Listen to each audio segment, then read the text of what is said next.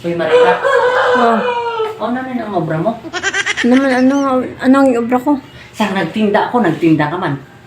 Sang nagbaligya ko uling, nagbaligya ka man uling. Sang nagbarbecue ako, nagbarbecue ka man. Ano na ang obra mo? Kaya mo na ginaya ko nga negosyo. Negosyo. Hindi na yan negosyo. Ang sabihin mo, hisaan ka na klase ng tao. Nagnegosyo. Kung ganegosyo ka, magtinda ka man sang iban. Hindi kay, nagtinda ako, nagtinda ka man.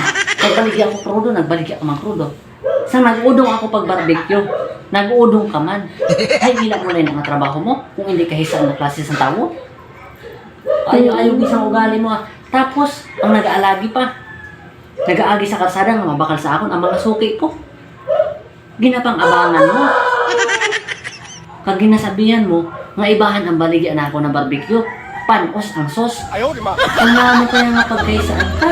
Ano kaya kay gagid? Sino hindi makakisina ang obra mo? Isan sino man sino ang katakin mo, kabarangay mo, makakisina sa ginhimo mo.